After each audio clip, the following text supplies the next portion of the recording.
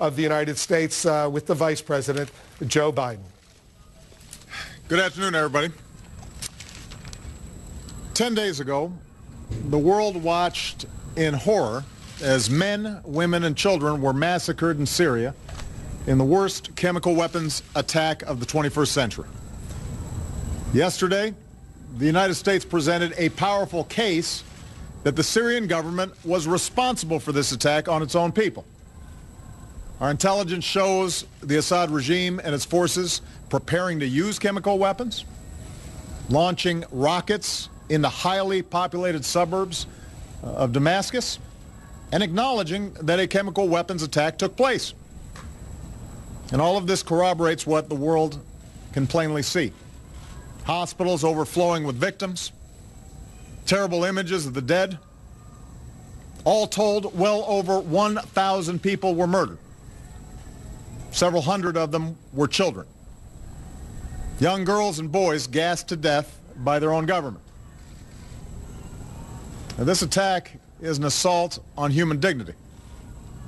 It also presents a serious danger to our national security. It risks making a mockery of the global prohibition on the use of chemical weapons. It endangers our friends and our partners along Syria's borders, including Israel, Jordan, Turkey, Lebanon, and Iraq. It could lead to escalating use of chemical weapons or their proliferation to terrorist groups who would do our people harm. In a world with many dangers, this menace must be confronted. Now, after careful deliberation, I have decided that the United States should take military action against Syrian regime targets. This would not be an open-ended intervention. We would not put boots on the ground. Instead, our action would be designed to be limited in duration and scope. But I'm confident we can hold the Assad regime accountable for their use of chemical weapons, deter this kind of behavior, and degrade their capacity to carry it out. Our military has positioned assets in the region. The chairman of the Joint Chiefs has informed me that we are prepared to strike whenever we choose. Moreover, the chairman has indicated to me that our capacity to execute this mission is not time sensitive. It will be effective tomorrow, or next week, or 1 month from now. And I'm prepared to give that order. But having made my decision as Commander-in-Chief based on what I am convinced is our national security interests, I'm also mindful that I'm the president of the world's oldest constitutional democracy. I've long believed that our power is rooted not just in our military might, but in our example as a government of the people, by the people, and for the people. And that's why I've made a second decision. I will seek authorization for the use of force from the American people's representatives in Congress. Over the last several days, we've heard from members of Congress who want their voices to be heard. I absolutely agree. So this morning I spoke with all 4 congressional leaders, and they've agreed to schedule a debate and then a vote as soon as Congress comes back into session. In the coming days, my administration stands ready to provide every member with the information they need to understand what happened in Syria and why it has such profound implications for America's national security. And all of us should be accountable as we move forward, and that can only be accomplished with a vote. I'm confident in the case our government has made without waiting for UN inspectors. I'm comfortable going forward without the approval of a United Nations Security Council that so far has been completely paralyzed and unwilling to hold Assad accountable. As a consequence, many people have advised against taking this decision to Congress. And undoubtedly they were impacted by what we saw happen in the United Kingdom this week when the parliament of our closest ally failed to pass a resolution with a similar goal, even as the Prime Minister supported taking action. Yet while I believe I have the authority to carry out this military action without specific congressional authorization, I know that the country will be stronger if we take this course, and our actions will be even more effective. We should have this debate because the issues are too big for business as usual. And this morning, John Boehner, Harry Reid, Nancy Pelosi, and Mitch McConnell agreed that this is the right thing to do for our democracy. A country faces few decisions as grave as using military force, even when that force is limited. I respect the views of those who call for caution, particularly as our country emerges from a time of war that I was elected in part to end. But if we really do want to turn away from taking appropriate action in the face of such an unspeakable outrage, then we must acknowledge the costs of doing nothing. Here's my question for every member of Congress and every member of the global community. What message will we send if a dictator can gas hundreds of children to death in plain sight and pay no price? What's the purpose of the international system that we've built if a prohibition on the use of chemical weapons that has been agreed to by the governments of 98% of the world's people and approved overwhelmingly by the Congress of the United States is not enforced?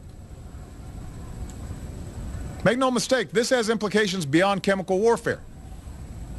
If we won't enforce accountability in the face of this heinous act, what does it say about our resolve to stand up to others who flout fundamental international rules?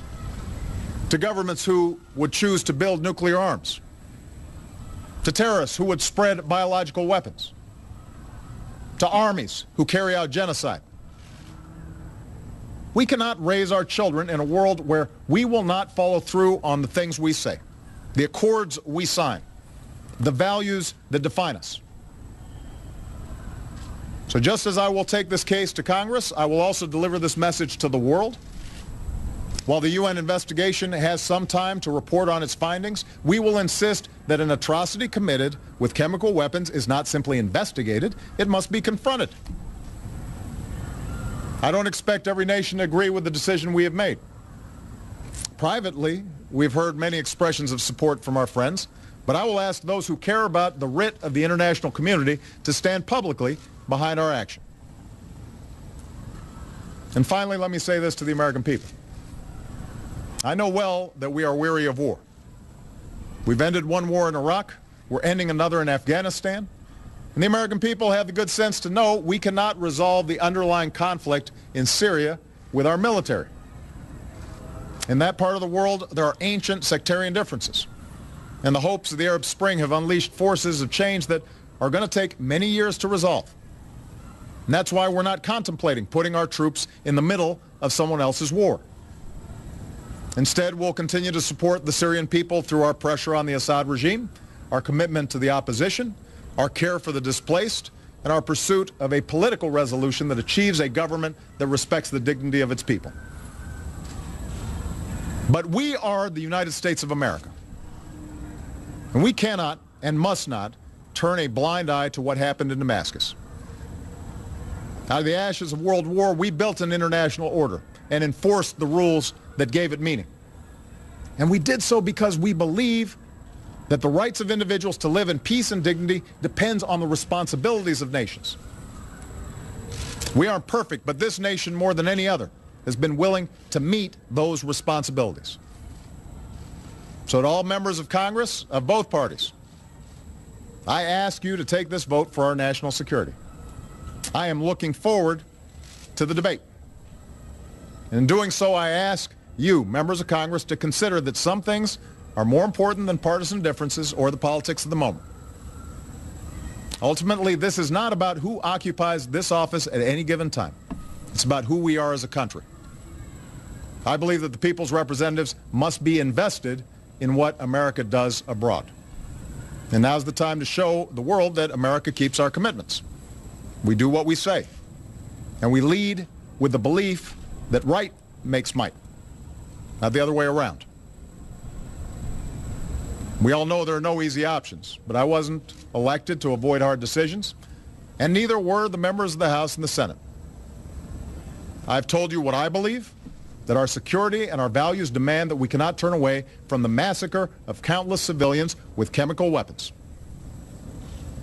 And our democracy is stronger when the president and the people's representatives stand together. I'm ready to act in the face of this outrage. Today I'm asking Congress to send a message to the world that we are ready to move forward together as one nation. Thanks very much. Will you forgo a strike if Congress disapproves?